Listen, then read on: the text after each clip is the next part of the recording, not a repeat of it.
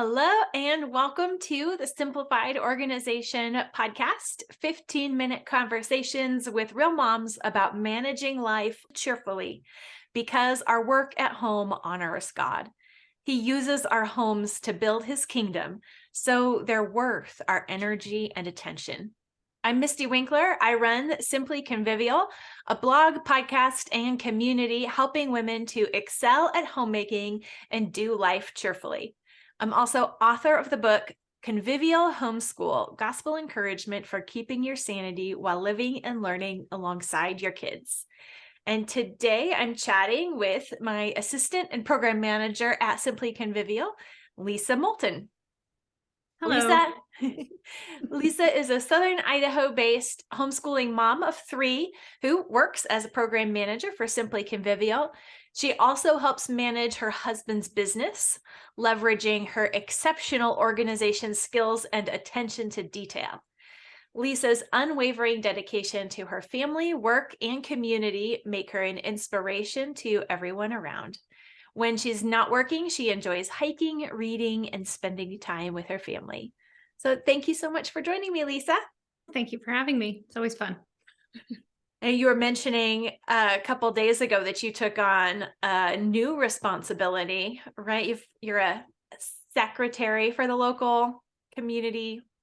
Yeah, we're putting together, it's a water rights thing. And so we're putting together an organization there's a whole lot of minutia to it. So we're putting it together, and I was the only woman there, and all eyes turned to me when they're like, we need a secretary, because I was the only person taking notes. So it fell to me, but it's something I'm passionate about. It's interesting. It's something that affects me very much. Yeah.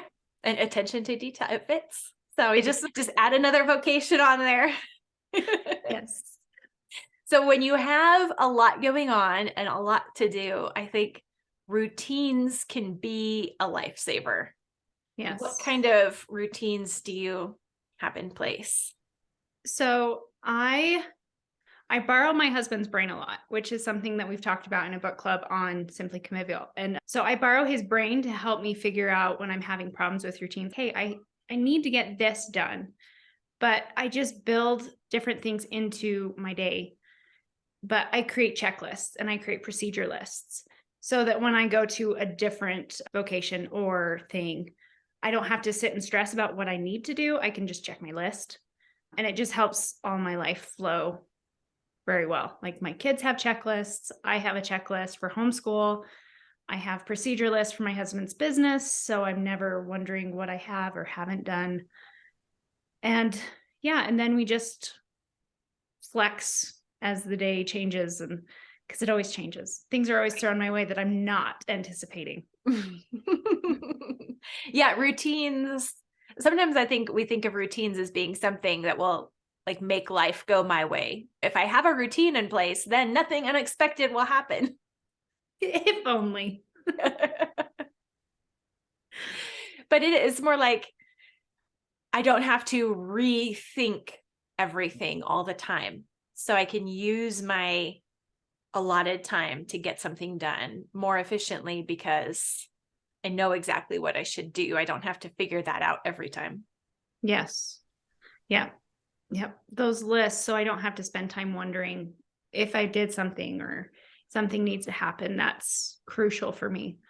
I've learned that I love spreadsheets, which is really weird. It's a thing I didn't realize. But I was helping with an event, and she was like wanting to keep track of different things. And so I whipped one up, and she thought it was magical. I'm like, it's a spreadsheet. It's fine. But yeah, I like lists. So how do you go about putting together lists that are helpful? So the first thing, and it took me a lot of different lists and lot of different goals and working on things to figure this out. But my number one thing I need to ask is, why am I making a list? What is my ultimate purpose? Because then if I know what I'm working towards and why I'm doing it, then when I iterate it, because you're never going to have the perfect list. It's never going to be done. It's always going to be changing, but it lets me iterate it towards a goal. And I know why it needs to change. So that can help me figure out the root problem if there is a problem.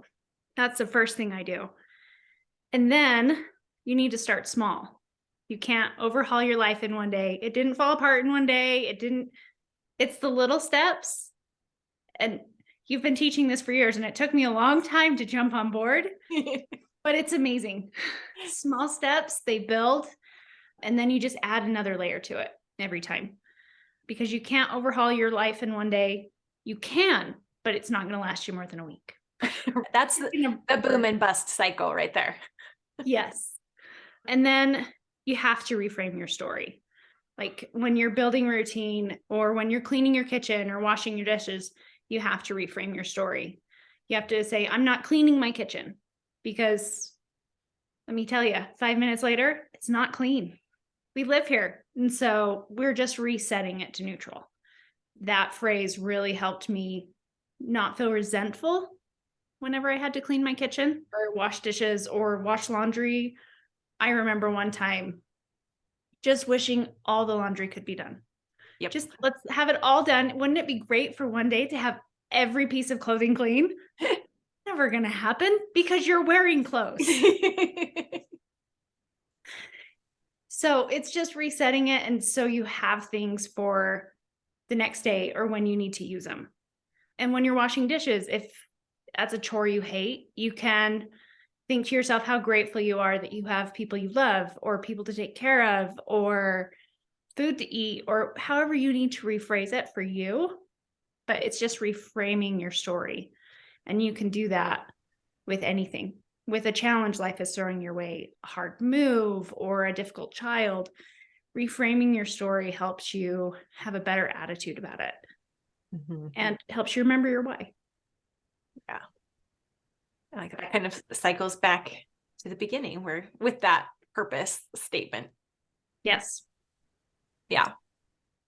And I like how you pointed out that the routines, you don't just sit down and create the perfect routine and then start executing it. I know I made many lists and plans that were just basically wishful thinking, because I was trying to come up with the perfect routine, the routine that was going to work, like without me having to do anything. And that never happened.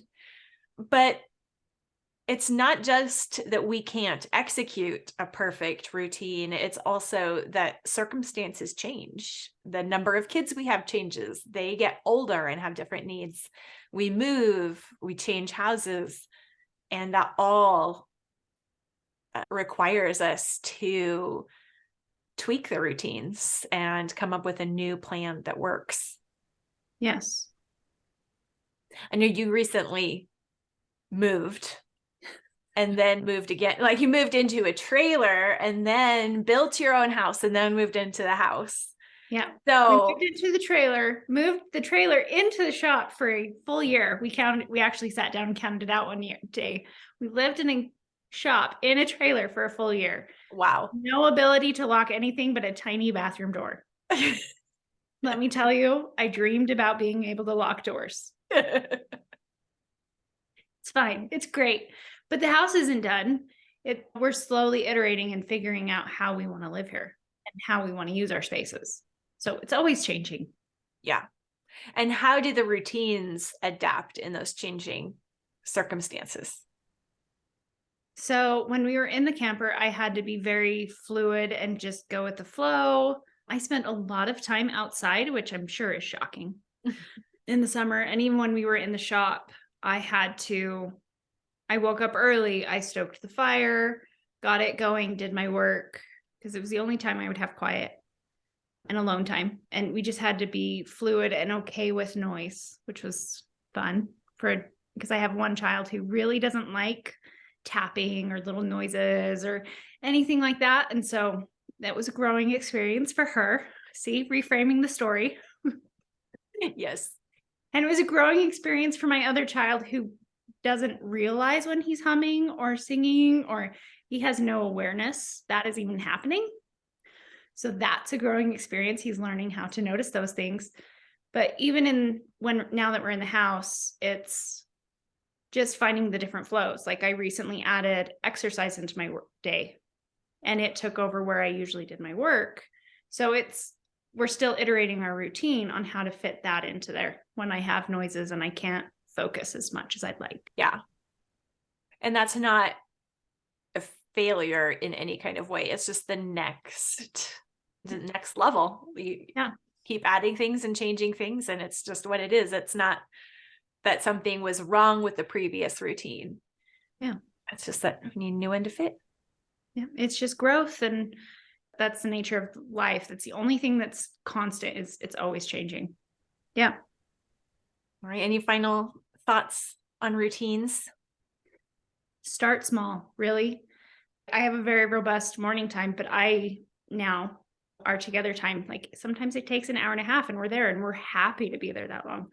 It's really weird. But I remember not even understanding how to start morning time, or I couldn't comprehend how to even start it. And so we started with mottos that I got from you, and then we added in a poem, and that was quite literally it. Then we just added one more thing. And so you have to start small. That's the number one thing. And find your why. It helps frame it so you know that it's not a failure. It's just growth. It's just change. Thank you so much, Leisa, for joining me today. Yes, thank you.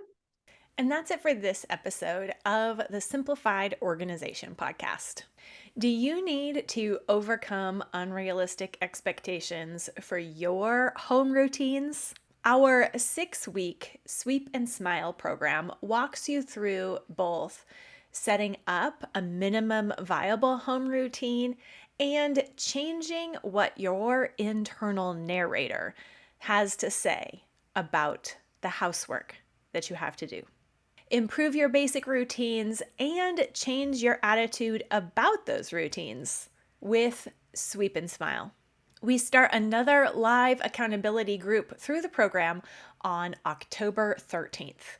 Visit the link in the description below to sign up, or go to simplyconvivial.com and click the green Enroll button to get started. You can do your work with a smile on your face when you repent, rejoice, repeat.